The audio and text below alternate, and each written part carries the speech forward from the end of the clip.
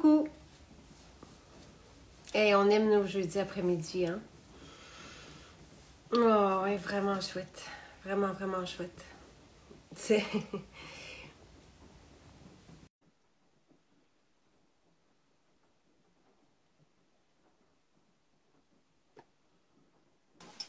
Bonjour! Bien, ça marche! On aime tellement ça, nos jeudis après-midi, Jean-Yves. Vraiment, vraiment, vraiment. Ben, moi aussi. Merci d'être là. Donc, Jean-Yves est pharmacien sur la clôture du milieu, publié un super merveilleux livre, le guide de tout le monde, qui est disponible sur notre site maisonjacinthe.ca et en France partout aussi, donc dans les librairies. Et tu donnes ce soir ta deuxième partie d'un Xème webinaire, mais ce soir, c'est sur les suppléments. Ouais. Donc, ce que toi, tu prends et pourquoi. Donc, c'est la deuxième partie, mais vous C'est pouvez ça. vous joindre quand même si vous aussi, si un ou l'autre des sujets vous intéresse. Tout à fait.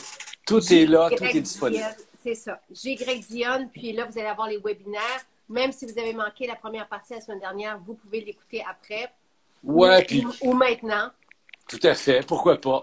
Et tout est là. De la détox en passant par la peau, en passant par la ménopause, tous les sujets sont adressés depuis Et il y en a 2009 d'autres qui par s'en Jean. viennent. Je peux vous annoncer le prochain, c'est Oui. l'ostéoporose.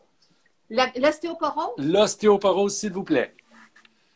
On va débroussailler des mythes. On va dire que, en fait, le message de base, OK, c'est de sortir de la peur. Ah! Parce que le discours émotionnel, tu sais, tu as un squelette d'une vieille de 80 ans, tu vas casser, là, Oui. on va en sortir, puis on va dire quoi faire. Ben, tu nous as fait quand même quelques révélations ici, moi, qui m'ont Oui. surprise, là. Tu sais, sur l'ostéoporose, entre autres, il y a quelques semaines de ça, puis j'ai fait ça, barouette, OK, merveilleux. Et la corrélation, si tu ne prends pas de verre de lait, tu vas avoir de l'ostéoporose, ce n'est pas une belle équation. C'est pas une équation importante, c'est un argument de vente. OK. OK? C'est tout. Parfait. Mais bon. Moi, là, la semaine dernière, on ne voulait plus te quitter. On t'a gardé comme même 20-25 minutes de plus. OK, attends, il y a quelqu'un qui pose une question. Simplement, là. OK, attends. Oui, je vais répondre à la question. Okay. Si vous êtes inscrit puis vous n'avez pas reçu le courriel de confirmation, parce que quand on s'inscrit, on reçoit un courriel de confirmation. S'il n'est pas là, allez voir dans les indésirables. Parce que le lien est là, vous cliquez, vous téléchargez la petite application comme Zoom, comme les autres, moi c'est SVI, et vous suivez du QR, et il y a un onglet documents à aller télécharger. Tout est là. C'est tout visible devant vous. Si vous n'avez pas reçu, les indésirables. Sinon, service technique de SVI Solutions ou sur ma plateforme, vous communiquez info à et vous allez avoir les informations, savoir comment faire. OK, et on salue Michel. Oui, ça, c'est l'autre cerveau. Sans laquelle je ne ferais rien. Bon. Et qui est tout aussi débordé ces temps-ci. Et vous pouvez aussi, ce qui est vraiment fantastique, là, c'est que vous pouvez avoir une consultation avec Jean-Yves. Oui. Donc, vous avez des rendez-vous et ça, c'est merveilleux. C'est 1h30 de joie et d'information pour vous. Donc, ça, c'est tout est dit. Maintenant, sujet du jour, ce que j'aimerais beaucoup, oui. mais il faut qu'on revienne sur la semaine dernière, les probiotiques. Il faut savoir quoi et pourquoi. Oui. Et aussi, petite question que moi j'avais, que je t'ai posée. Tu sais, quelqu'un m'a demandé, oui, mais une vitamine d'un, moi je ne peux pas répondre à ça, toi oui, mais une vitamine pour les 50 ans et plus, une multivitamine pour les 50 ans et plus, pour les plus jeunes, pour les... Ça, c'est une question très importante parce que il est vrai que nos besoins changent en fonction de notre âge. OK? Ça, c'est très vrai. Par contre, la formulation d'une multivitamine, c'est plus une question de marketing que de science. Excusez, je vais fermer ça pour ne pas me faire déranger pendant que je vous parle. Alors, soyons clairs, là. Les formulations sur les tablettes, quand c'est marqué pour femmes, pour hommes, pour 50 ans et plus, et pour le cœur, c'est du marketing. Merci. OK? C'est du marketing. C'est là pour... Puis je vais vous donner un exemple. Il y a une multivitamine commerciale connue qui est en pharmacie. C'est la multivitamine du tel nom pour le cœur ou cardio, je ne me rappelle plus trop. Et ce qu'ils ont mis de plus, c'est une substance qu'on appelle le coenzyme Q10. très importante pour le cœur. On en fabrique quand on est en santé. On en fabrique moins quand on est sous médication ou qu'on est cardiaque. Puis on en fabrique moins quand on est plus vieux. OK. Mais combien ils en ont mis? Ils en ont mis 0,5 mg. Savez-vous comment ça en prend pour que ça marche? 2 à 300. OK. Fait que c'est là que je veux dire que c'est du marketing. D'où, à un moment donné, moi, des fois aussi, je te pose des questions, les gens posent des questions, mais pourquoi pas tout mettre dans la même capsule? Ça rentre pas. Ça n'a pas d'allure. C'est que j'aimerais tellement ça. Tu sais, le mythe là, comment il s'appelait, Rogers, l'astronaute des années 60, là, en bande dessinée ou de peu importe d'aujourd'hui, de tout manger en pilule, un, ça se peut pas. Hein, l'alimentation est beaucoup trop complexe. Deux, tu voudrais mettre la multivitamine idéale, va falloir qu'elle soit en plusieurs capsules par jour. C'est trop volumineux pour absorber tout ça. Puis je vais aller une étape plus loin, il y a des incompatibilités, tu ne peux pas les mettre dans la même pilule. Exemple, tu veux mettre des minéraux puis des oméga-3. Ensemble, tu vas faire un beau gros savon. Ça ne marchera pas. Ça ne sera pas absorbé. Mais c'est carrément ça. Hein? Un savon, c'est un minéral et un gras collés ensemble. Mais c'est ça. Alors oui, je ne sais pas qui a écrit « Oh my God », je ne savais pas que j'étais pharmacien. Ben oui, je suis pharmacien. Je suis pas juste ça, je suis d'abord un être humain, puis un père de famille, puis peu importe. Mais... Oui, je suis pharmacien, puis membre de l'ordre, puis je fais mes formations continues, puis j'ai mon droit de pratique, puis tout le kit, je suis un vrai. Bon, mais vous ne me trouverez pas dans une pharmacie, je ne travaille plus là. C'est ça, tu l'as déjà fait et c'est merveilleux parce que moi, j'ai eu à demander quelques informations cette semaine à Jean-Yves. Fait que, tu sais, Jean-Yves, as-tu une étude sur... Puis là, ça défile. Puis là, moi, je suis toute contente, j'ai reçu tout ça. C'est merveilleux. Jean-Yves mange tout ça et vous allez découvrir que Jean-Yves a beaucoup plus de mots que nous tous réunis. Mais que ce que j'aime avec Jean-Yves, c'est qu'il nous dit les choses et on comprend. Et tu as aussi, donc, tu amènes toutes les données que tu as sur toutes les disciplines, les philosophies, l'art en général. J'essaye tu sais, quand je dis que je suis sur la voie du milieu, là, sur la clôture, puis je dérange des deux bords, c'est parce que, tu sais, je refuse les étiquettes. Je refuse la conformité. Je veux comprendre. Alors, quand on avance comme ça, puis je vais dire ça à l'envers. Il y a un chercheur qui dit une phrase qui est tout à fait extraordinaire. Si la théorie ne s'adapte pas aux faits, change de théorie. Mais ce qu'on fait comme être humain et comme personne membre d'une tribu de quelque chose, on veut changer les faits pour que ça concorde avec la théorie. Oui, et on peut y arriver très bien. Oui, jusqu'à temps que... C'est bon, voilà. Hein? Fait que c'est ça. Moi, j'essaie de ne pas faire ça.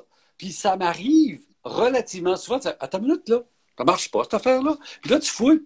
Ah ben, maudite marge, j'avais tort. Oui, absolument. Il faut changer. Et comment qu'on peut faire pour allier le meilleur de ton monde et le meilleur du mien et d'arriver à quelque part...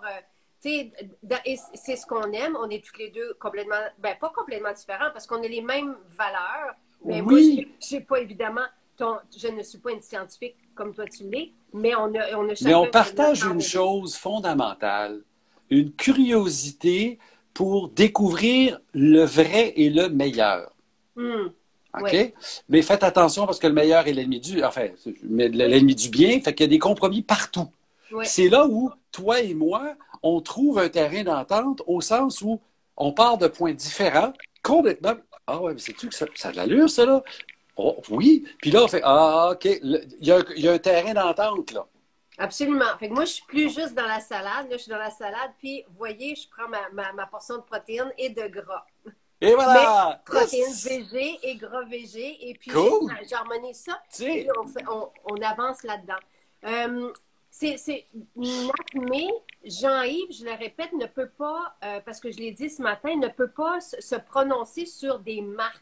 Donc, un professionnel qui soit médecin ou pharmacien ne peut pas se prononcer sur une marque. Donc, ça, c'est la base dont on parle des sujets en général. C'est ça. Là-dessus, dans mes consultations, je suis assez spécifique sur certaines marques parce que je m'attends à telle chose, tel dosage, tel type. Je donne des exemples, puis je vais dire à tout le monde, toutes les gens qui m'ont eu en consultation, c'est pas des obligations. C'est des critères de qualité. Ça, j'aime ça parce que alors, cherche la même affaire si ce n'est pas disponible dans ton coin, puis je mets un lien sur les notes, comme ça, les gens voient la bouteille. Mais en public, l'apparence de conflit d'intérêt va me décapiter demain matin.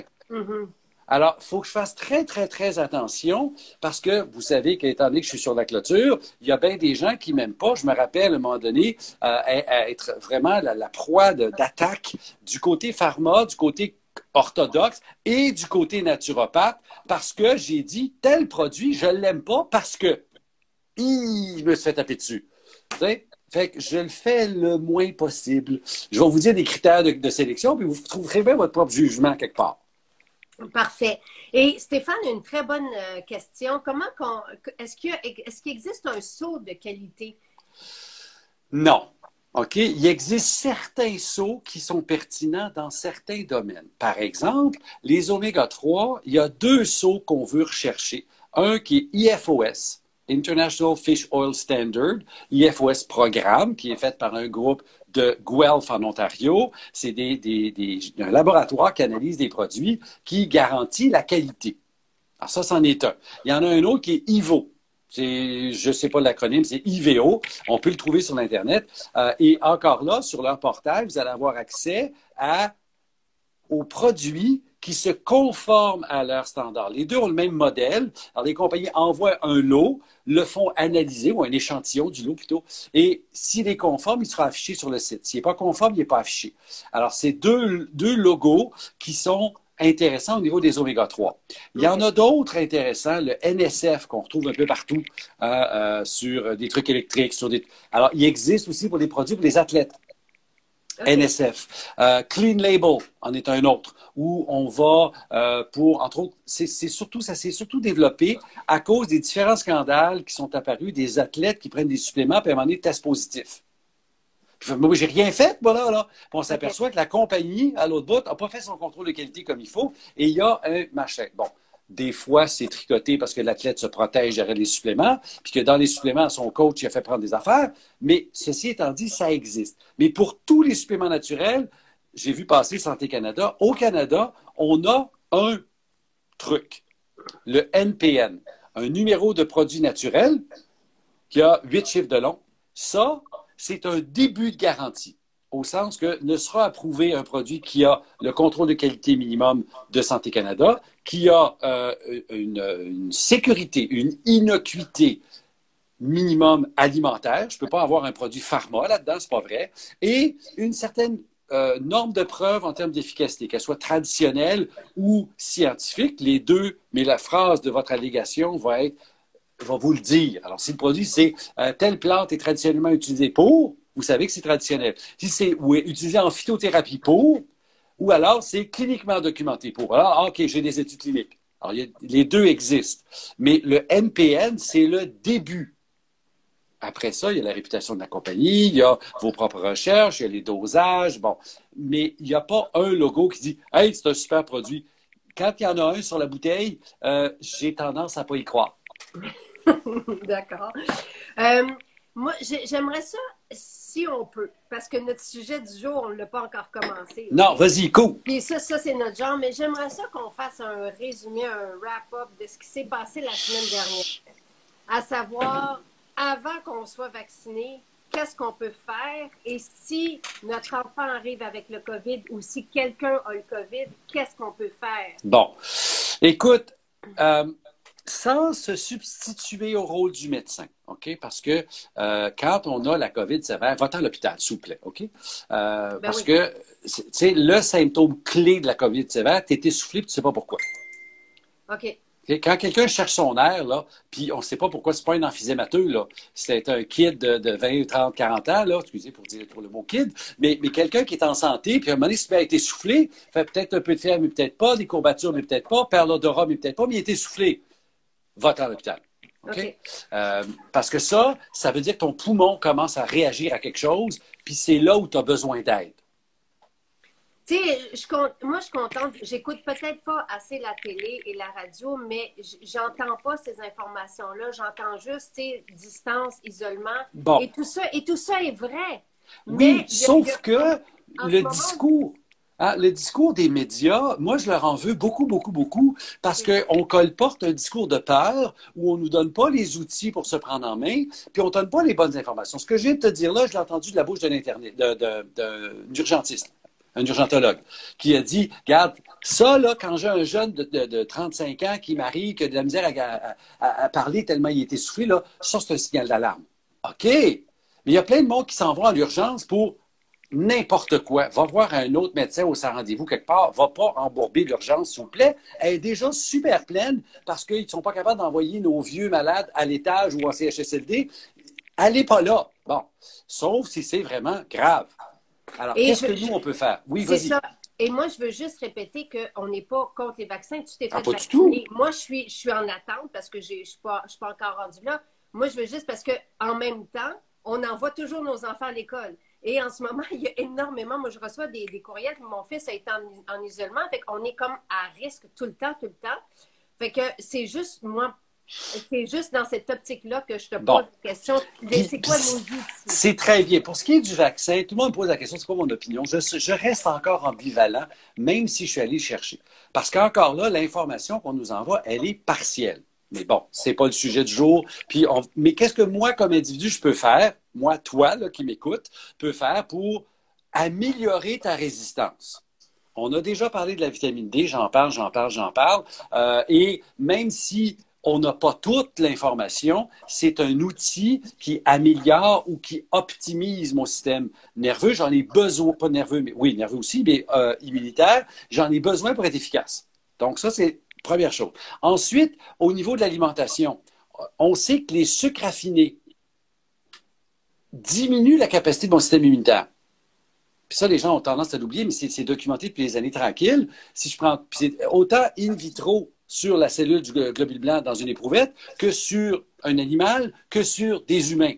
Quand ton sucre dans le sang est trop élevé ou est élevé simplement parce que tu viens de manger du sucre, ton système immunitaire diminue. Ça gèle les globules blancs. Ça les ralentit, absolument. Et ceux qui sont supposés d'aller au combat pour nous, là, ils sont comme gelés dessus. Oh, boy, une petite puff de sucre peut-être. Alors, ça, c'est la première chose. Ensuite, on a parlé du zinc, qui est un bon outil en prévention. J'ai aussi parlé de la dose, ne pas dépasser 50 mg, cibler 25-30, c'est en masse en prévention, parce qu'on ne veut pas surdoser le système. Parce qu'à long terme, il y a un problème. Puis, ce n'est pas une panacée non plus. Alors, on peut aussi parler, bon, le complexe B et tout le reste, on peut parler de certaines plantes médicinales qui vont m'aider. L'échinacée, l'astragale, le sureau sont les trois. On n'a pas parlé du sureau la dernière fois, mais ces trois-là sont les plus susceptibles de m'aider. Assurez-vous de la qualité, tu sais, parce que étant en connexion grâce à Jean-Yves avec une sommité au niveau des plantes, elle me dit, la racine, si on veut faire de l'échinacée, il faut que la racine soit fraîche. Bon. On ne prend pas une espèce de poudre qui est là depuis plus d'1 an. OK. Là-dessus, pour le consommateur, c'est difficile. Et là, on a parlé en introduction de la qualité des produits, comment on les reconnaît. Une chose qu'on peut faire, c'est ça. Est-ce que c'est fait avec de la plante fraîche? Une teinture liquide, avec donc un extrait à l'alcool. Dans le cas de l'échinacée en particulier, tu veux une plante fraîche. Parce qu'une plante séchée va être beaucoup moins efficace parce que certaines molécules disparaissent littéralement lors du séchage. On pense aux alkylamides. OK? L'échinacée est une des plantes où je veux absolument qu'elle soit fraîche quand je fais ma teinture. Donc, la compagnie doit être capable de me le documenter, cette affaire-là. Et cette documentation-là, ça s'appelle la traçabilité. Et ce n'est pas nécessairement sur l'étiquette. Vous le marquez plante fraîche, mais des fois pas. Une teinture, et c'est là que la réputation de la compagnie embarque. Alors, je ne nommerai pas de compagnie, mais au Québec, on a accès à des très, très bonnes compagnies, autant québécoises qu'internationales. Alors, là où il ne faut pas aller, quand une compagnie a un catalogue infini, entre autres, qui ont de l'échinacée dans une pilule. Oh! Et tout ce que j'ai comme qualité, c'est un standard dans une molécule étrange qu'on appelle les échinacosides. Vous laissez ça sur la tablette. OK. Vous avez une marque maison qui n'a pas d'autre forme de procès qu'un nom dessus. Vous laissez ça sur la tablette.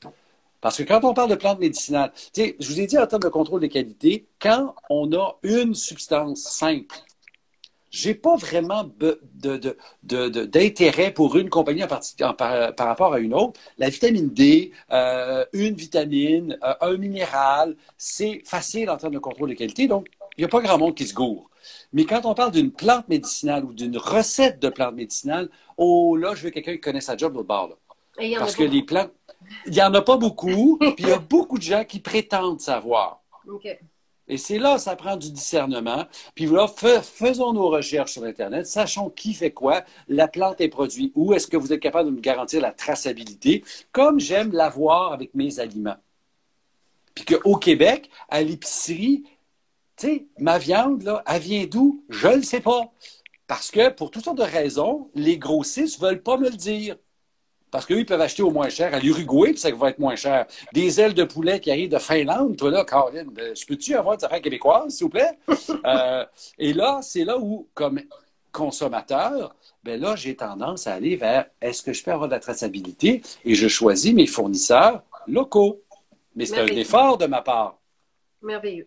Donc, OK, fait que les plantes complexe B, zinc, alimentation, vitamine D, puis tu parlais là, que c'était facile aussi de renverser quelqu'un qui avait, je ne veux pas me tromper, de la santé métabolique, là. Oui, bon, Donc, OK. Ça, c'est l'autre grand facteur de risque pour la COVID sévère. C'est ce qu'on appelle le syndrome métabolique, puis toutes les décompensations. Le syndrome métabolique, c'est quoi? C'est à la base, depuis des années, je mange trop de glucides en proportion du reste. Je mange raffiné, je mange ultra transformé, mettez le mot que vous voulez, mais au total, j'ai trop de glucides par rapport à la qualité protéines et lipides. Ça m'amène à avoir une réaction et je vais le voir. Mon tour de taille augmente, mon sucre dans le sang augmente, mon bon cholestérol baisse, mon inflammation monte. Bon. Mais ça, quand je le décompense, ça va plus loin, mais là, je tombe diabétique, je tombe obèse, je tombe cardiaque. Tout ça. Mais ça, cet ensemble-là qui s'appelle le syndrome métabolique ou la résistance à l'insuline, c'est le grand facteur qui fait que ça tombe comme des mouches. Puis qu'on voit que l'urgence, c'est les gros qui sont là. C'est pas leur faute, mais il faut leur dire à ces gens-là que ce que tu manges est en train de te rendre malade big time. mais oui, le live va rester après, il reste là pour toujours. Ce que tu dis, c'est pas tout à fait ce qu'on entend. On entend que c'est des personnes en santé qui tombent, là, et des jeunes et OK. tout ça qui. On ne le sait OK. pas C'est que encore tout à fait. non, les médias sont très, très bons pour mettre de l'huile sur le feu. On va te parler du gars de 16 ans à Sainte-Justine. On ne te le décrit pas. On va dire qu'il est en santé. OK, sur quels critères? Okay. Je ne le sais pas, je n'ai pas vu son dossier. Alors, on sait, ça c'est publié dans plusieurs papiers scientifiques et toutes sortes de magazines, incluant des grands magazines prestigieux comme Nature, Lancet, British Medical Journal. On l'a documenté. Les gens les plus malades sont ceux qui rentrent dans cet ensemble-là, qui est surplus de poids, résistance à l'insuline, diabète, maladie cardiaque. C'est un gros ensemble, ça, là. OK. Et la bonne nouvelle, ce que tu as dit la semaine dernière, c'est que ça, ce qui accompagne cette situation-là, peut se renverser ou on peut stopper les méfaits de ça en 30 jours avec une bonne alimentation. Bon, ce que j'ai dit, c'est que la résistance à l'insuline, en 21 jours, tu peux la réduire beaucoup. C'est clair que si tu as 100 livres à perdre, c'est pas vrai qu'en 21 jours, tu deviens un homme neuf, là. Mais ce qu'on voit, c'est que les paramètres que moi, je mesure, que je regarde dans une prise de sang, en dedans de moins d'un mois, on voit une amélioration visible. Okay. Alors, ce que je dis, c'est qu'en changeant son alimentation de façon concrète, pas dans une école de pensée, là, concrète, on voit des résultats et les paramètres baissent. Puis si la personne est diabétique, par exemple, ben, au bout de quelques temps, ben, on est comme obligé d'enlever des médicaments. Pas tous. Puis là, c'est pour ça que ça prend un gars comme moi pour faire ça, pour dire, ben là, lui en premier, lui en deuxième, quand tu arrives à telle affaire avec ton glucomètre, on fait telle affaire, on a un programme devant nous. Wow. C'est ce que Evelyne Bourdieu-Roy fait à sa clinique Reversa. Puis c'est ce que de plus en plus on constate, et même Diabète Canada l'an dernier, sur le bout des doigts, mais il l'a mentionné, la diète céto ou la diète faible en glucides, appelle-la comme tu veux, c'est la seule diète qui peut réduire les médicaments d'un diabétique. C'est fort, cela, là. C'est vraiment fort. Merveilleux. Donc, ça, c'est à faire en prévention pour optimiser notre système immunitaire. Maintenant, si on l'a. Bon, si on l'a, c'est là où, là, je vais tomber dans une zone grise, au sens où il n'y a à peu près pas d'études cliniques. Okay? Pour la bonne et simple raison qu'il n'y a pas un produit naturel qui va être assez payant pour valoir une étude clinique. On s'entend? Alors, j'ai des études in vivo ou in vitro, donc sur des animaux ou sur des éprouvettes, des modèles cellulaires. Fait qu'il faut tout prendre ça avec, tu sais, grande distance. J'ai pas le droit de dire que telle substance est bonne contre la COVID. Point. Mais entre vous et moi, à l'hôpital, quand on rentre aux soins intensifs, là, une grande partie du protocole a été évaluée à vue de nez par la compétence des professionnels qui sont là avant d'avoir des études contrôlées, là. Tu sais, la dexaméthasone, le décadron qu'on garoche aux gens pour baisser l'inflammation parce qu'ils sont carrément en feu, c'était la logique pharmacologique, là. C'était pas une étude de la COVID. La COVID n'existait pas. Fait à un moment donné, il faut faire attention. Alors, je ne dis pas c'est ça, mais les substances qui marchent, mon zinc de tantôt, à dosage beaucoup plus élevé, en pastilles, j'ai expliqué la semaine dernière que c'est ici que ça marche, c'est pas dans le ventre, là, c'est ici. Alors, 10 mg par pastille, 7 fois par jour et plus, c'est une chose. Vous n'avez jamais pris de vitamine D, commencez à en prendre, plus élevé que la dose que je recommande pour quelques jours. On va aussi parler, bon, j'ai parlé d'échinacée, l'astragale, le sureau, parce que les trois ont de la doc qui dit « Ah, c'est plausible ». Et d'ailleurs, l'échinacée, j'ai même des études in vivo, pas vrai, in vitro, qui montrent que dans la réplication de la COVID, le SARS-CoV, le virus du syndrome respiratoire aigu sévère, coronavirus 2, la COVID-19, ben, ça marche. Mais pas chez l'humain encore, j'ai pas de preuves. Sauf qu'à l'opposé, ce sont des outils qui sont bénins. Ce n'est pas un médicament qui a besoin d'être vu par un pharmacien, par un médecin, là. C'est vraiment quelque chose de bénin. L'autre outil qui est dans le radar, mais pas clair encore, tellement que ça a passé à Radio-Canada il y a un an, c'est la quercétine. Quelqu'un a posé la question tout à l'heure. La quercétine, c'est pertinent. Est-ce que c'est l'efficacité monstrueuse? Je ne sais pas. Mais c'est une des molécules qui va aider mon zinc à se rendre à la bonne place. C'est ce qu'on appelle un ionophore. Ça rentre l'ion, qui est le zinc, dans la cellule. Alors ça, en termes pharmacologiques, ça me plaît. Est-ce que je peux vous garantir que ça marche? No. Par contre... C'est quelque chose que tu avais déjà dit que je viens de saisir maintenant. Fait que c'est bon des fois de répéter. Et le dernier outil, c'est la vitamine C à très haute dose. OK. Docteur Emila, H-E-M-I-L-A, tréma, donc Émilie, je présume, méta-analyse il y a une couple d'années, qui a compilé les études sur la vitamine C et est arrivé avec un dosage que beaucoup de naturopathes ont dit depuis des décennies. 1 gramme aux heures. 1 gramme aux heures. Oui, madame, c'est pas 500 mg une fois par jour, là. Parce qu'à ces dosages-là, puis surtout si tu la combines avec ma quercétine de tantôt, tu deviens antiviral. Alors ça, c'est pertinent. Et encore là, on sait que la vitamine C a été utilisée dans plusieurs hôpitaux en injectable, donc je ne suis pas là, hein, on n'est pas en train de se piquer à la vitamine C, pour les phases inflammatoires de la COVID, parce que ça agit sur une des voies métaboliques, l'inflammasome, blablabla. Mais au-delà de ça, c'est logique. Alors, on sait aussi que je ne peux pas prendre une méga dose d'un coup. Parce que là, c'est rendez-vous avec ma toilette, hein, c'est laxatif. Parce qu'il y a ce qu'on appelle un plafond d'absorption. Je ne peux pas en donner plus que l'intestin veut bien prendre. Le reste dans l'intestin, appelle de l'eau, s'en va. Alors, 1 gramme à l'heure, 6, 8 par jour, peut-être 10, ça dépend de vous, là. Puis on répète le lendemain jusqu'à ce qu'on fait mieux. Maintenant, j'ai entendu jusqu'à ce que ça, Maud, c'est jusqu'à ce que ça aille mieux. Puis les vieux médecins avaient une phrase que j'aime beaucoup. On parle de... Alors, c'est quoi qu'ils disent? Réduire avec amélioration ou selon l'amélioration. En d'autres mots, quand tu commences à l'oublier, c'est que tu n'en as plus besoin. OK, parfait. OK, donc on... Et j'imagine que tout ça, c'est bon quand tu attrapes un virus aussi. Là, tout commence là. Tu attrapes un virus, tu as un rhinovirus, n'importe quel virus de respiratoire, tu as une grippe d'homme. C'est bien plus sévère, les grippes d'homme. On est tellement plus malade. J'attends encore de voir un homme accoucher, mais ça, c'est d'autres chose. Mais toujours est-il que ces recettes-là commencent avec les infections des voies respiratoires supérieures. Dans notre jargon, on a des acronymes, ça fait IVRS. Alors que ce soit un rhume, une grippe, ou maintenant les coronavirus, parce que sachez que c'est le 7e coronavirus. Hein? Ben oui. Il y en a 4 autres qui se promènent dans notre société, là. Hein? Puis il y en a 2 qu'on ne veut plus jamais voir, le SRAS et le MERS, qui sont mortels. Le SRAS, c'est 10% des gens qui en meurent. Le MERS, le Moyen-Orient, de la même famille, c'est 30% des gens qui en meurent. Tu ne veux pas que ça revienne, cette affaire-là. Là. Mais il était beaucoup moins contagieux. La COVID, c'est dans la même famille, il est très contagieux. Pour ça qu'il nous fait chier depuis un an, puis ça n'est pas fini, là. Ouais.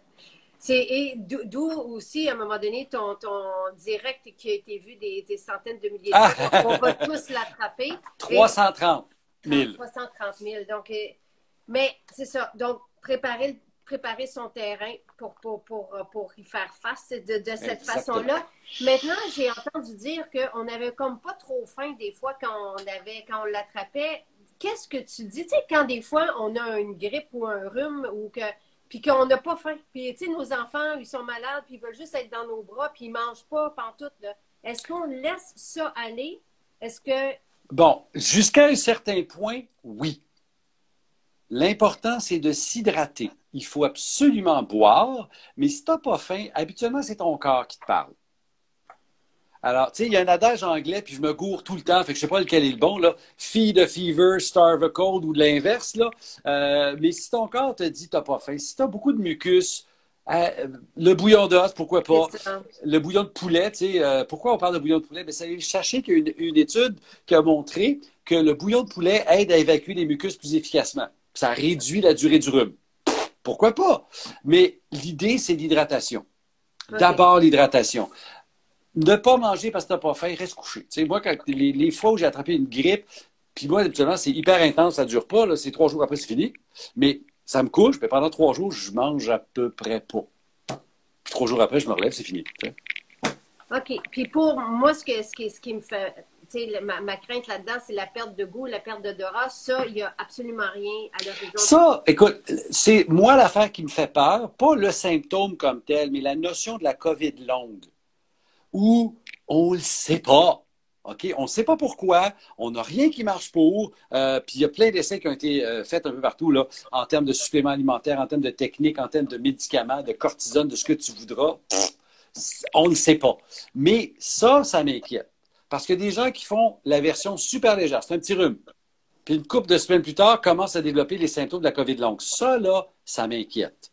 Parce que ça veut dire qu'il se passe quelque chose. Il y a un papier qui a été publié à Harvard il y a quelques semaines à peine, qui montre que le virus, le code génétique, l'ARN du virus peut être intégré dans nos cellules. Et c'est pour ça qu'il y a des gens qui, des mois après, sans avoir la maladie, codent positif au test. Parce qu'ils sécrètent comme s'il y avait encore le virus. Ça, là, c'est un peu inquiétant parce que ça nous amène dans une boîte de Pandore que personne comprend. Et c'est pour ça, à un moment donné, tu fais comme, OK, bien, toute la paranoïa, puis les masques, puis tout, là, restons là un petit peu, OK? Ben oui, moi, je suis d'accord aussi. Et disons-le à nos enfants aussi. Si on prend, tu sais, ça, c'est une bonne question. Si on prend de la vitamine D, des omégas, est-ce qu'on doit prendre aussi la multivitamine? Et autre question, si on prend la multivitamine, qu'il y a de la vitamine B dedans ou un complexe B, est-ce qu'on doit prendre la B12 aussi? Est-ce qu'on peut prendre trop de B? OK. Il y a plusieurs questions. Il y a plusieurs questions là-dedans. Considérez la majorité des multivitamines sur le marché comme des ceintures de sécurité. Il y a rarement des dosages thérapeutiques là-dedans. Les formules un peu plus complexes, qui sont des plusieurs fois par jour, il y a souvent un complexe B50 dedans ou à peu près. Ça a de l'allure, ça. Mais là, on va le doser selon notre état. Alors, si la multivitamine me dit 4 ou 6 par jour, je suis loin d'être obligé de le prendre. Là. Ça va être 1 ou 2. Puis quand je suis vraiment poqué, fatigué, stressé, là, j'augmente la dose. C'est comme ça que ça fonctionne. Alors, pour répondre à ta question, le cas de la B12. Si vous êtes végé, OK, végétarien, ou vous prenez un médicament pour l'estomac, un IPP, Losec, Nexium, Pariette, toute cette gang-là, ou même les plus vieux Zantac, etc., pepsides, ou même un antiacide, vous n'absorbez que très, très peu votre vitamine B12. Okay. Les végétaliens n'en ont pas. C'est sûr que vous pouvez prendre de la levure Red Star, puis il y en a un petit peu dedans. Mais encore là, c'est vraiment pas beaucoup. Alors, la supplémentation est intéressante. Alors, si c'est une question d'apport, il manque un exemple avant d'aller plus loin que ça. J'ai parlé des médicaments, je vais parler des personnes plus âgées qui ont un estomac plus alcalin. On devrait avoir un estomac très, très acide Oui. avec un pH en bas de 2 à jeun. Hein, 1,5, 2, 1 peut-être. Là, mais tant qu'on est là, c'est beau. Mais il y a des gens qui, après un certain âge, surtout des gens qui font une forme de reflux non acide. Ça brûle, mais c'est pas acide. Qui ont un pH de 4, de 5, l'estomac n'absorbera pas la B12. OK. OK? Leur facteur intrinsèque. La B12 Vas-y. est importante pour... C'est une vitamine vitale pour plusieurs choses, mais deux en particulier. Une, la fabrication des globules rouges.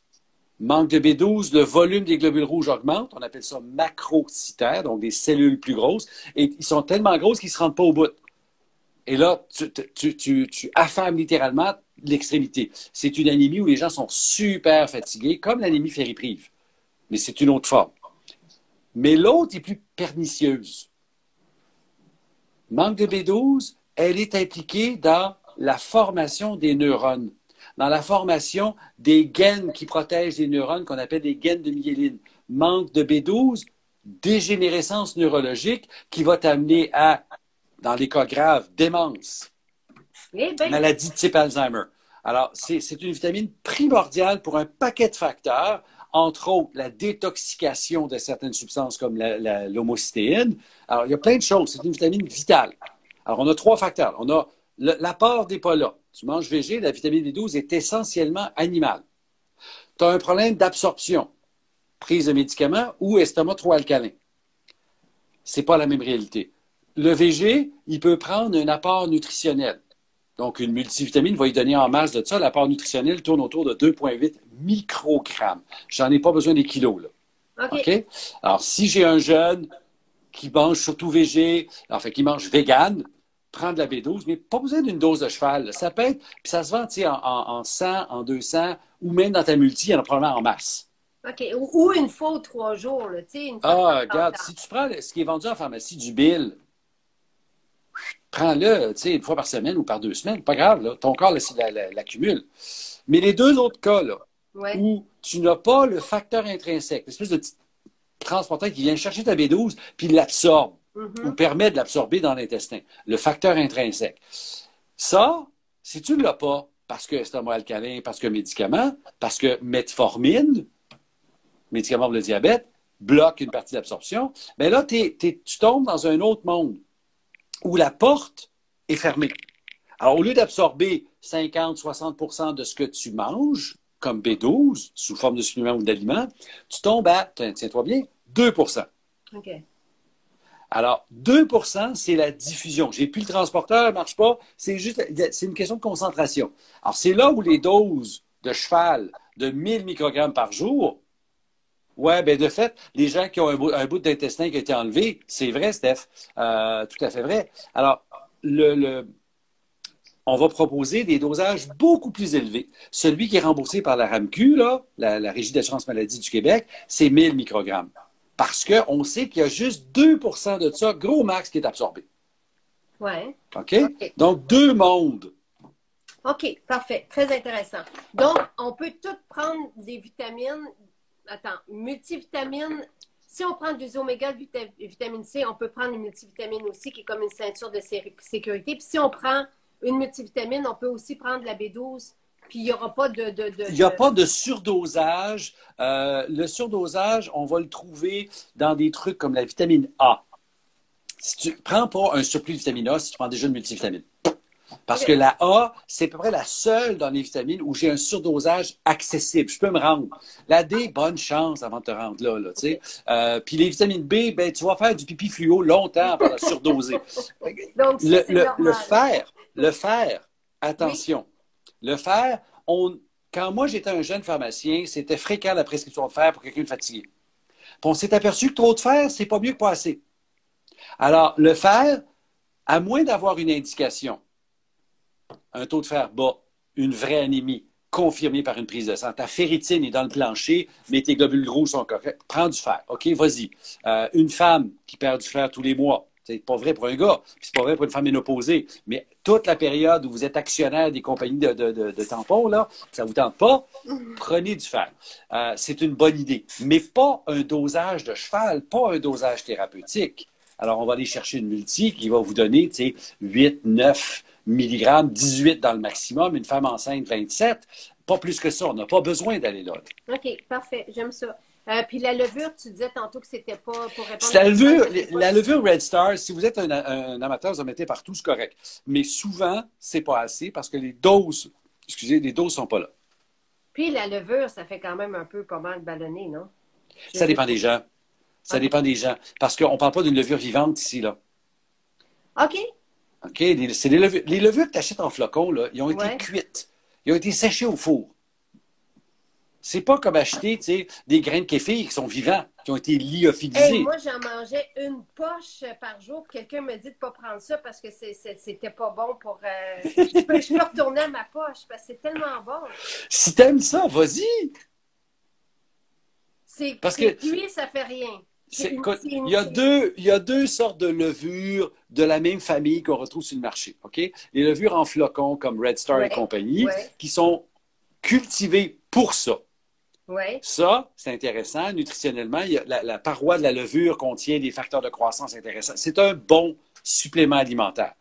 Et entre autres, il contient de la B12. Yeah, cool. Il n'y a pas de limite. Là. La seule limite, c'est ta tolérance. T'aimes ça, t'en manges, t'aimes pas ça, puis il y a un petit goût fromager de umami là-dedans, c'est bon. Bon.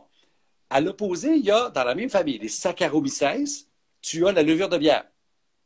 Et ce qu'on te vend en poudre ou en comprimé, c'est genre Molson qui raque ses vates de fermentation avec l'écume, font sécher ça au four, mettent ça en poudre ou en comprimé. C'est encore un très, très bon supplément parce qu'il y a toutes sortes de choses de fun dans la morane. Mais dans les deux cas, c'est cuit cette affaire-là. Là. Donc, mettons, toi, tu peux en prendre de la levure. Ben, je pourrais en prendre de la levure, oui. Mais puis ça ne va pas te faire rien, là. Mais c'est une question individuelle. Je ne le sais pas, je ne l'ai pas fait. Okay. Mais quand je l'ai fait, je n'ai pas remarqué. Mais c'est pas. J'en ai un sac de Red Star dans mon. Écoute, non, mais moi j'en passais un par semaine. Je me remets à ça tout de suite. Moi aussi, j'ai une super vinaigrette pour la sauce à salade avec ça. C'est comme c'est la bonne nouvelle. Maintenant, probiotiques, Jean-Yves. Oui, le sujet du jour. Le sujet du jour. Donc, c'est quoi ça? Et je tiens à dire, parce qu'on les a reçus aujourd'hui, tu as créé une formule aussi pour les enfants. Oui. Donc, il y a des probiotiques pour les enfants, il y a des probiotiques pour les adultes. Donc, à quoi ça sert les probiotiques et comment s'assurer d'avoir ce qu'on a? OK. Es-tu prête? Parce que ça, c'est un gros sujet. Je suis prête. Commençons par 3 définitions. OK? Un probiotique, la définition, c'est un micro-organisme qu'on va ingérer qui va conférer des bienfaits à l'autre, la personne qui le mange. OK? Oui. C'est large, là. Par extrapolation, les mêmes bactéries qu'on cultive, qu'on fait pousser dans des fermenteurs, ont à peu près toutes été identifiées quelque part dans l'intestin de quelqu'un. Alors, pour citer une copine, on l'a trouvé dans le caca d'un bébé quelque part. OK. Non, on n'est plus là. La bactérie a été isolée, elle est dans un fermenteur, puis elle pousse. Alors, par extension, les mêmes souches ou les mêmes familles de bactéries dans mon intestin ont fait un abus de langage en parlant de nos probiotiques intérieurs. OK? C'est pas vraiment correct parce que probiotique, par définition, je le prends. L'autre définition qu'il faut mettre dans le système, c'est des prébiotiques. Des prébiotiques, en majorité, ce sont des fibres. C'est des polysaccharides, des fibres comme l'inuline ou une fraction de l'inuline qu'on appelle le FOS ou il y en a toute une collection là, qui ont la caractéristique de faire pousser favorablement cette fraction des bactéries-là bénéfiques dans mon intestin par rapport aux autres. C'est une nourriture préférentielle des bactéries de l'intestin. Vous me suivez jusque-là? Oui. Bon. Alors, quand on parle de probiotiques, il y a une panoplie de souches. Et pour bien comprendre, on va parler d'un exemple. Okay? On insulte les bactéries en latin. On aime bien ça, on a l'air savant. Lactobacillus acidophilus. Ça, c'est la bactérie qui pousse dans les produits laitiers, lactobacillus, puis qui aime l'acide, acidophilus. Vous me suivez jusque-là? Oui. Mais ça, c'est comme dire c'est un chien. Canis domesticus. Est-ce que c'est un chihuahua ou un grand danois? Tu le sais pas.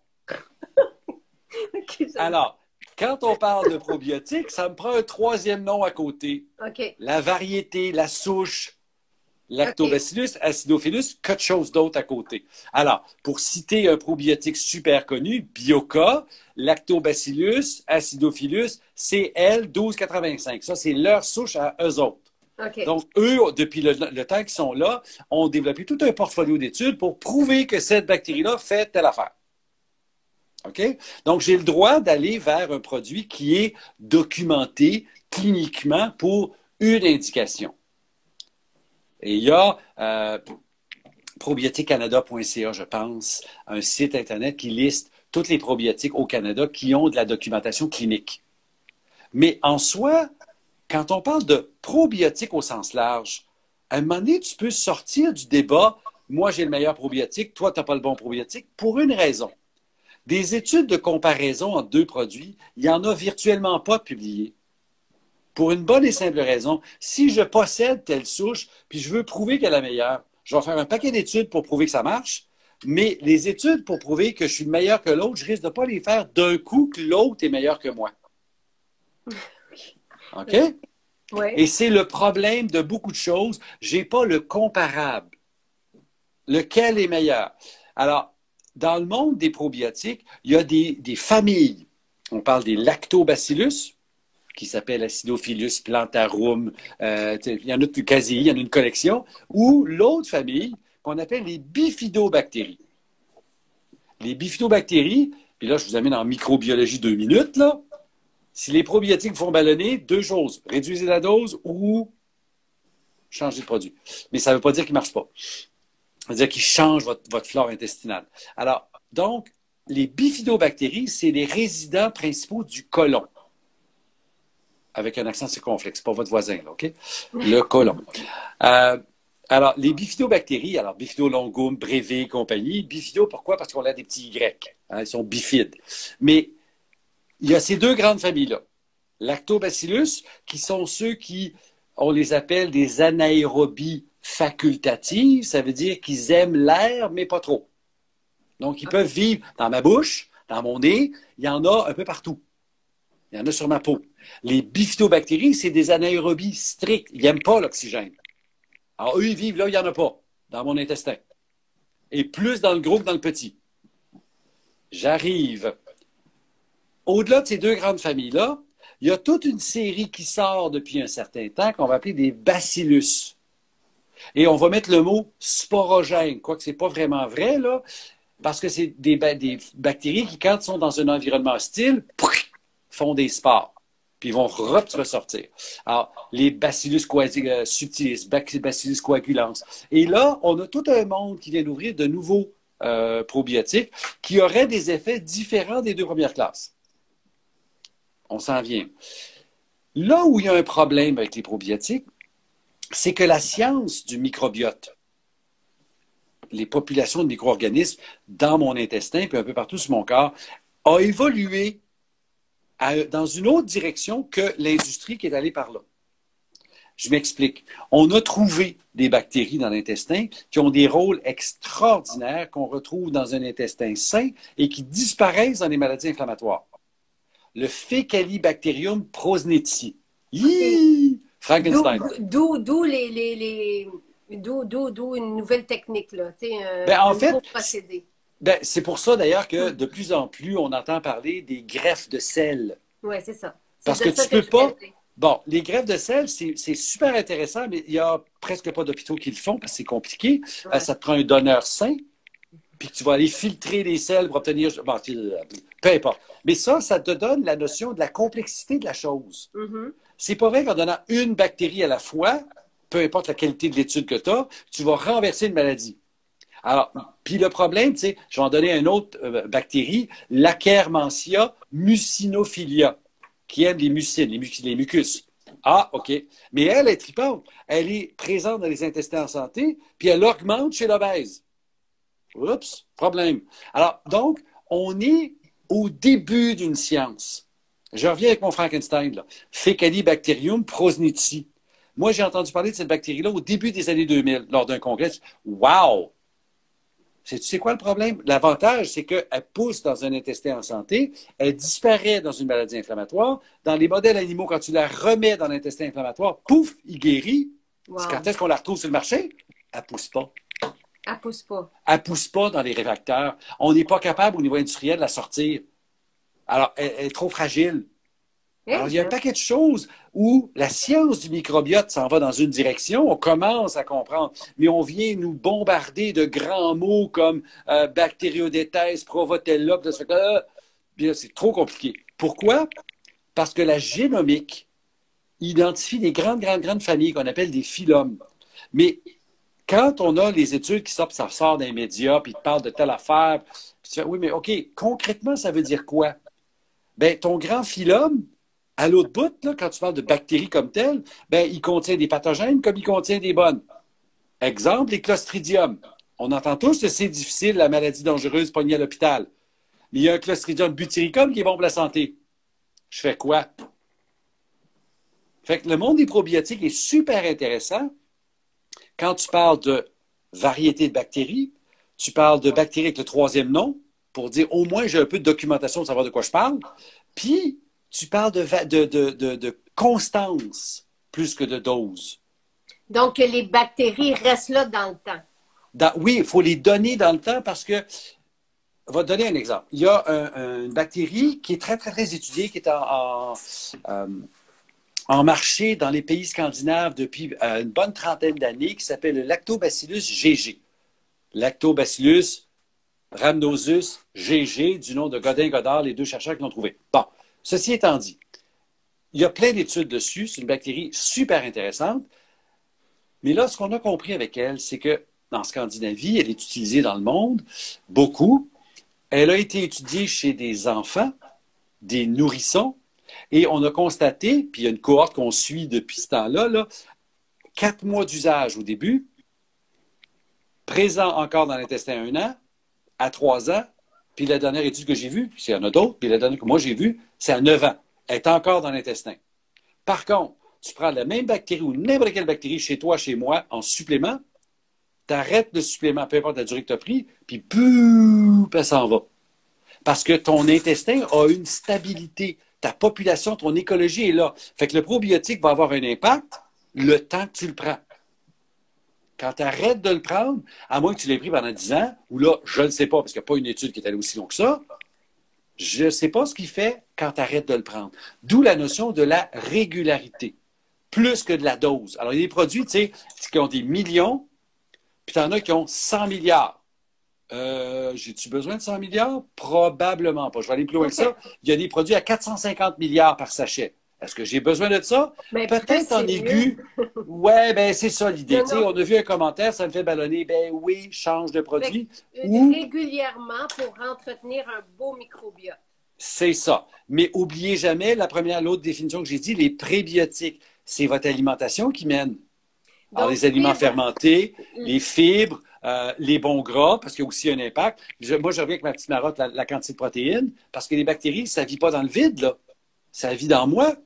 Fait que si je les nourris, puis comme c'est eux qui sont responsables de ma vitamine K2, qui sont responsables de mes neurotransmetteurs, ben, je veux une variété, là. Donc, est-ce qu'on peut prendre les fibres? Est-ce que c'est une bonne idée de prendre des fibres et tout ça en même temps que les probiotiques ou peu importe? La réponse, c'est oui. Mais encore là, tu me connais, je vais aller nuancer un petit peu. C'est pas n'importe quelle fibre, puis ça dépend de la personne. C'est-à-dire qu'il y a des très bons prébiotiques. L'aliment extraordinaire, c'est le topinambour. Oui. Moi, si je touche au topinambour, j'explose. OK? C'est pas pour moi. Fait que l'inuline qui est dedans, il y a des gens comme moi qui la tolèrent pas. On va la couper en petits morceaux, on appelle ça des FOS. Ah, plus facile à tolérer. Puis, il y en a un autre, dans celui pour enfants que j'ai conçu, le prébiotique qu'on a mis, c'est de l'arabinogalactan. C'est une autre forme de polymère, de sucre. OK. C'est le véhicule. OK, c'est dedans, ça. C'est dedans? Ben oui. Pourquoi je l'ai mis? Parce que ce prébiotique-là a un impact sur l'immunité. Il a été documenté chez des enfants pour réduire les contagions en garderie, s'il vous plaît. C'est pour ça que je l'ai mis là. Ben voyons donc. C'est fantastique. Là, ben, je suis contente. Je suis contente. Moi, vous voyez la confiance que je porte en Jean-Yves. C'est Jean-Yves qui l'a fait. Go! très chouette. Très chouette. C'est vraiment... OK, fait que t'as pas... Bon, pour les enfants, ils prennent ça, puis ils n'ont pas besoin de prendre... Tu sais, c'est complet, là. Tu as le prébiotique avec le probiotique. C'est ça. On a mis quelques souches, puis c'est des souches d'origine japonaise qui chacune a de la documentation. Et on a mis le véhicule parce qu'on voulait une poudre. Puis le véhicule, ben, tant qu'à mettre de la maltodextrine ou n'importe quelle connerie, ben, tu mets quelque chose qui est pertinent. Puis comme l'arabinogalactan goûte rien, ne sent rien, est soluble dans n'importe quoi, ben, tu peux le mettre. Dans le jus ou dans le... Ben, peu importe le breuvage de notre enfant. Donc Exactement. Attention au breuvage chaud ou aux aliments chauds parce que tu parles quand même de bactéries, fait que tu vas les tuer. Pourquoi il y en a qui se conservent au frigidaire puis d'autres non? Ah, super question. OK. Par où je commence là? L'idée, c'est que les bactéries qu'on mange sont soit vivantes, soit viables. Quand elles sont vivantes, elles sont dans un yogourt ou dans un aliment fermenté. Ils sont encore vivantes, ils sont là. Viables, c'est qu'on les aura lyophilisées, donc séchées à froid. OK. Et quand on les remet dans un milieu humide, ils vont regonfler puis redevenir vivants. Mais, dépendant de la bactérie que j'aurai séchée à froid, certaines sont hyper fragiles puis d'autres beaucoup moins. Alors, il y a des bactéries, il faut absolument les garder au frigo, dans une bouteille hermétique, tellement que dans certaines, ça va être dans un alvéole. Tu sais, un blister pack. Là. Mm-hmm. Parce que les bactéries sont super sensibles à l'humidité, à la chaleur. Ils vont recommencer à vivre et mourir tout de suite parce qu'il n'y a pas de nutrition dans la capsule. Mais d'autres bactéries sont stables très longtemps à température de la pièce. Alors, c'est pour ça qu'il y a des bactéries qu'on choisit. Tu sais, au niveau de la technologie, bonne question, Isab, toutes, sur les capsules. Prochaine réponse. Mais les bactéries, pour augmenter leur capacité à survivre sous forme de poudre, il y a des techniques de croissance. Alors, par exemple, tu mets dans le fermenteur, un peu comme quand tu fais un kéfir ou un yogourt, tu mets ton milieu de culture, tu mets tes bactéries, tu contrôles la température, le pH, etc., pour avoir un milieu de croissance idéal. OK. Mais pour augmenter leur survie plus tard, avant de les lyophiliser, de les sécher, tu vas leur donner des chocs. C'est-à-dire, un premier choc, c'est que tu augmentes la température au-delà de la température de croissance. Donc, s'ils croissent à 36, 37, 40, tu vas les mettre à 55 pendant quelques... Oui, tu leur fais faire un bouclier qu'on appelle des protéines de stress, heat shock, de protéines de stress de chaleur. Et après ça, tu les lyophilises tout de suite. Fait qu'ils sont plus forts, ils résistent plus longtemps. L'autre point qui a été demandé tantôt par Isa, je ne sais pas comment c'est écrit, là, c'est la capsule. Est-ce que j'ai besoin d'avoir une capsule entérique? Bien là, c'est la même réponse que je vais vous donner. Certaines bactéries doivent absolument avoir une capsule entérique parce qu'ils meurent dans l'estomac. On a quand même la première barrière pour empêcher la colonisation de l'intestin par n'importe quelle bactérie, c'est l'acide de l'estomac. Puis, petite fenêtre historique, on a un estomac plus acide que la majorité des carnivores de la planète. On a un estomac aussi acide que les charognards. Eh bien. Parce que probablement qu'historiquement, dans les 2,5 millions d'années d'histoire, depuis qu'on est descendu des arbres, on a dû être, pendant un grand bout de temps, être le dernier des derniers. Donc, on allait chercher les carcasses après les prédateurs. Donc, notre estomac s'est développé pour nous protéger contre les bactéries. Donc, on a un estomac très acide. Alors, certaines bactéries ne tolèrent pas ça, mais pas du tout. Je reviens avec mon bioca. Lui a une capsule entérique, absolument. Parce que sa bactérie, dans le yogourt, elle passe parce qu'elle est dans une matrice alimentaire. Mais toute seule, quand on l'a isolée, ça y prend sa capsule, autrement elle meurt. Par contre, certaines autres bactéries, elles, sont tout à fait correctes et ont un taux de survie très intéressant. Une bactérie qu'on trouve dans certains produits, qui est un Bifidobacterium longum, son petit code, c'est BB535. Oui, je le vois. Elle, c'est ça. Elle toffe l'estomac, là, big time, genre 95%. Pas de problème. Puis encore là, la même bactérie, tu peux la stresser lors de la culture bon, j'ai parlé de la température, mais tu peux faire la même affaire avec le pH. Donc, un pH relativement neutre, qui est le meilleur pH de culture. Pendant quelques instants, minutes, tu la sacs dans un monde très acide, tu reviens. Ouais. Et là, la bactérie crée des nouvelles protéines de protection, puis là, tu as lyophilise. Elle est meilleure. Sauf que, pas nécessairement fait tout le temps, c'est beaucoup plus complexe. Mais dites-vous qu'il y a des bactéries qui toffent, puis d'autres ne toffent pas. Alors, c'est pour ça que certains ont une capsule entérique, certains sont au frigo, d'autres pas. OK. Et donc, OK, il y a quelque chose que j'aime dans le fait que si on n'a pas besoin de la mettre au frigo, c'est qu'elle t'offre. Tu sais, c'est il y a comme une stabilité dans le temps aussi. Oui, parce que dites-vous que Santé Canada exige une affaire dans la loi sur des produits de santé naturelle, c'est la date d'expiration. Et cette date d'expiration-là, qu'est-ce que c'est? C'est l'obligation par le fabricant de garantir que le produit est encore bon à cette date-là. Donc, les probiotiques, si je te mets un compte bactérien, tant de milliards de CFU, les unités formatrices de colonies, pour vous et moi, c'est bactéries, si je dis 10 milliards ou 1 milliard, ben, ce compte-là doit être valable à date d'expiration. Alors, je dois donc, dans ma stabilité au laboratoire, m'assurer que 1, 2, 3 ans plus tard, j'ai le bon compte. Qu'est-ce que je vais faire? Je vais avoir des courbes de survie et je vais compenser au début. Alors, peut-être que c'est 20 de décès, j'en mets 20 de plus au début pour m'assurer qu'à l'autre bout, j'en ai en masse. Jean-Yves, c'est tellement intéressant. On ne sait pas ça, là. C'est Ben non, vraiment intéressant. Et je suis très contente. Très, très bien. Je regarde tout ça en même temps. Je les ai eus ce matin. Je suis très contente. Donc, ça s'adresse... Et le format n'est pas un critère de qualité, mais pas du tout. De la même façon que d'être au frigo n'est pas un critère de qualité, c'est une caractéristique du produit. Il n'est pas nécessairement meilleur parce que, il faut faire attention, la documentation du produit est toujours un bon argument. Plus j'ai de la documentation, plus j'ai confiance dans le produit. Par contre, faites attention, ça ne veut pas dire qu'il est meilleur que le suivant parce que lui, il y a une étude, puis le suivant, il n'y en a pas. Puis là, je vais envoyer mon gros pavé dans la mare de toute l'industrie. Je ne devrais peut-être pas. Je vais le faire pareil. Ben oui, vas-y. Les codes à côté, j'ai parlé de Lactobacillus acidophilus ou Bifidobacterium longo, mettez le nom que vous voulez, il y a un code à côté. Ouais. Le nom de la souche. Tous les produits où la souche commence par HA ou R, ça vient de la même place. Peu importe le nom de la compagnie. Ben oui, je suis contente que tu dises ça. Mais je suis très, très, très contente. Très, très contente. Parfait. Et on restera en contact pour la documentation. Donc, pour qui c'est bon, les probiotiques, et qui devrait prendre des probiotiques? Bon, allons-y par les indications en aigu. Vous prenez un antibiotique, s'il vous plaît, prenez un probiotique. Oui. Okay? Même si bien des professionnels vont dire « Ah, ça ne vaut pas la peine, c'est pas suffisant. » Non, non, regarde. C'est une protection. J'aurais tellement aimé ça, savoir ça il y a 11 ans, quand j'ai dû donner à mon fils des antibiotiques et je ne le savais pas. Et oui, ça abîme. Écoute, là, maintenant, je le fais automatiquement, mais à l'époque, on ne nous le disait pas, ça. Là. Non, puis moi, j'ai été un des pionniers là-dedans à l'époque de ma pharmacie dans les années 90. Pour moi, c'était un réflexe. Tu prends un antibiotique, je t'offre un probiotique. Wow. Puis on était avant tout l'engouement, là.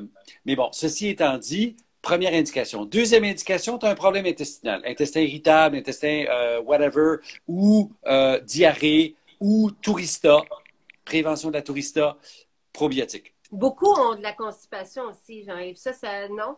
Oui, diarrhée, constipation, intestin irritable. Par contre, dans le cas de la constipation, je ne peux pas vous garantir qu'on va régler ça rien qu'avec des probiotiques, OK?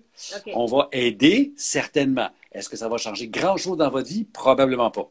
Parce que la constipation, c'est un syndrome beaucoup plus complexe.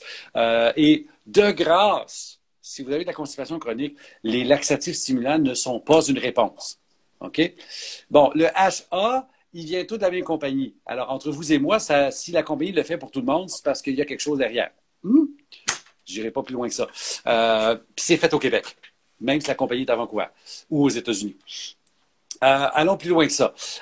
Donc, les trucs en aigu.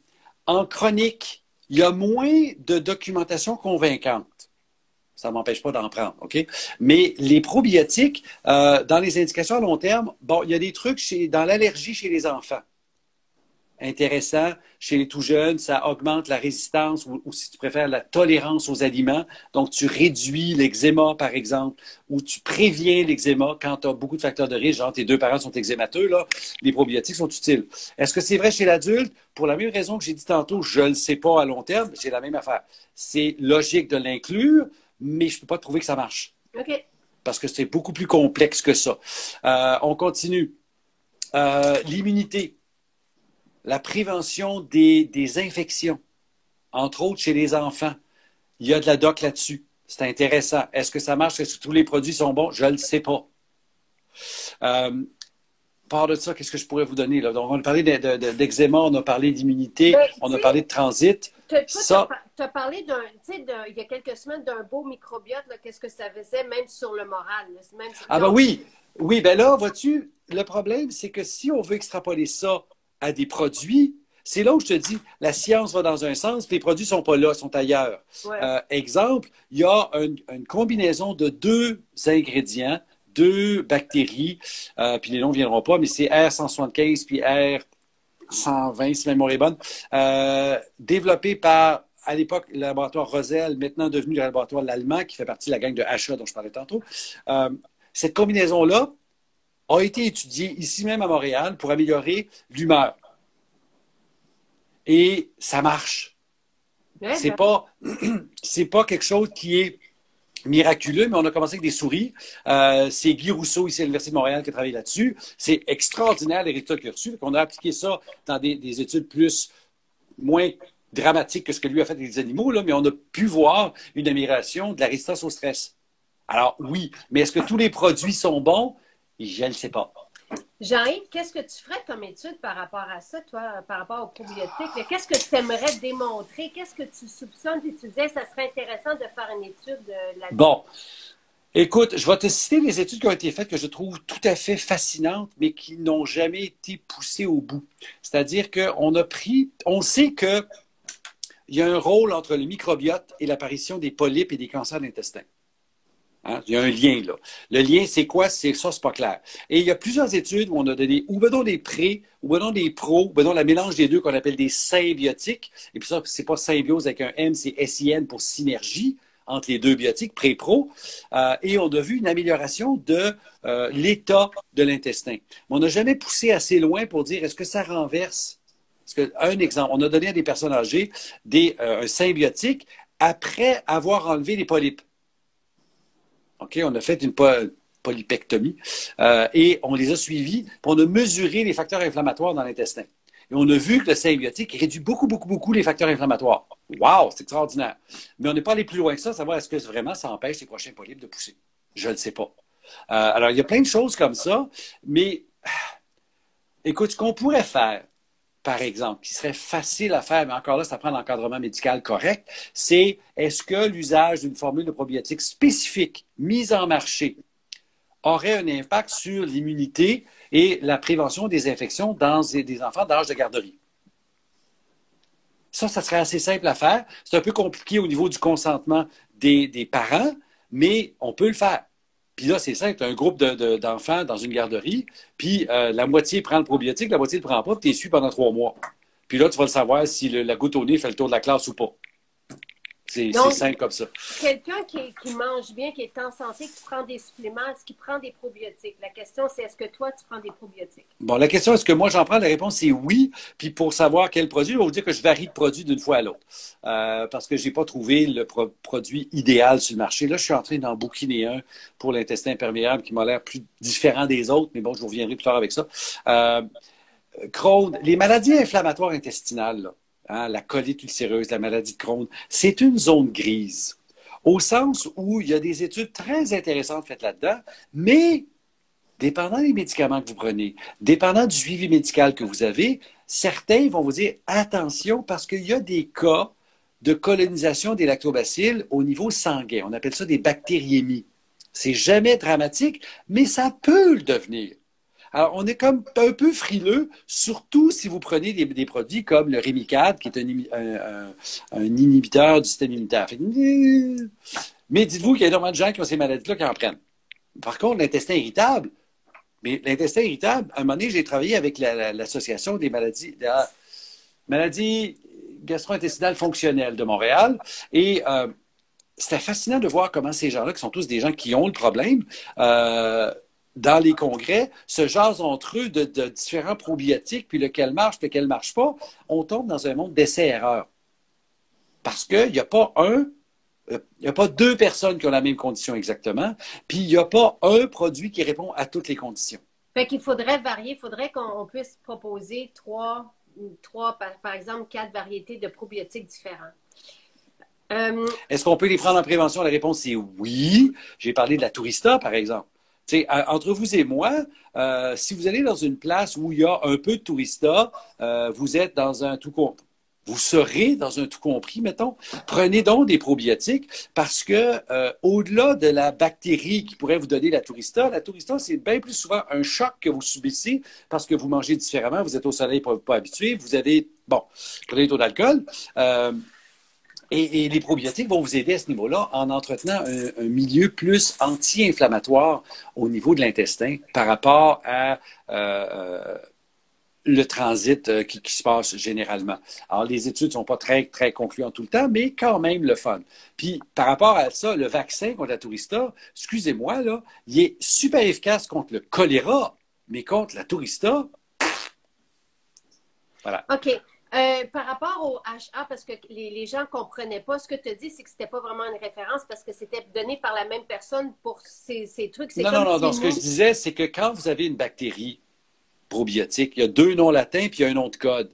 Et vous remarquez, quand il y a un nom de code qui commence par HA, c'est fait par la même compagnie en sous-traitance aux autres compagnies. Alors, si vous avez une compagnie qui a des probiotiques, puis eux, c'est HA, c'est pas la compagnie qui les a faites, c'est le sous-traitant qui est une compagnie d'ici, de Mirabel, qui fait un super bon travail, extraordinaire, mais qui ont choisi de fabriquer pour les autres. Alors, ce que je dis, c'est que tout le hype, le discours des compagnies, moi, j'ai le meilleur probiotique, puis tu regardes un HA, ben, pourquoi ton produit serait meilleur que l'autre à côté, qui a aussi un HA? C'est ça que je dis. Merveilleux. Parce que c'est un super bon travail, là. Mais ce n'est pas les seuls. Il y a comme une panoplie de produits puis Et puis, pour la dernière question de Christiane, parce qu'il y en a beaucoup qui ont des difficultés avec Bon.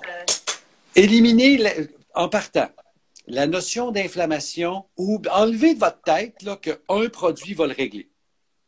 C'est impossible. La notion Magic Bullet, un médicament règle tout, là, oubliez ça. Quand on parle d'inflammation, c'est toujours complexe et ça commence par ce que vous mangez et l'interaction entre l'aliment et vous. Vous avez, quand il y a de l'inflammation qui s'appelle mal au ventre, ballonnement avec diarrhée explosive, douleur généralisée, eczéma, il y a un problème là. Et là, il faut travailler dans une stratégie. Est-ce que vous avez des intolérances alimentaires? Il faut enlever certains aliments dans ce temps-là. Est-ce qu'il n'y a pas, dans ce cas, des probiotiques sont utiles? Lequel? Parce que le mot inflammation, là, c'est le mode réactionnel de votre corps. C'est pas une affaire. C'est un ensemble de facteurs. On peut parler d'intestin perméable. Il y a plein de choses. Alors donc, un produit qui va soulager l'inflammation, s'il le fait, ce n'est que symptomatique. Ça ne règle pas le feu en arrière.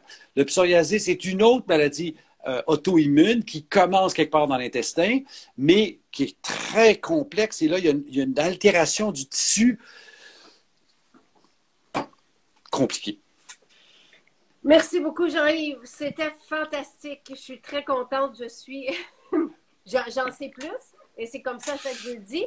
Donc, puis là, je suis sûr que tu as encore plus de questions que tu en avais avant. Vraiment, vraiment. Et c'est comme ça que ça marche. Sur la planche aussi. Je suis là, je fais grande. Et beaucoup de travail pour toi. Donc, Bon stress, bad stress, le livre de Jean-Yves, qui est surtout vraiment, là, ça englobe tout, un style de vie pour être bien.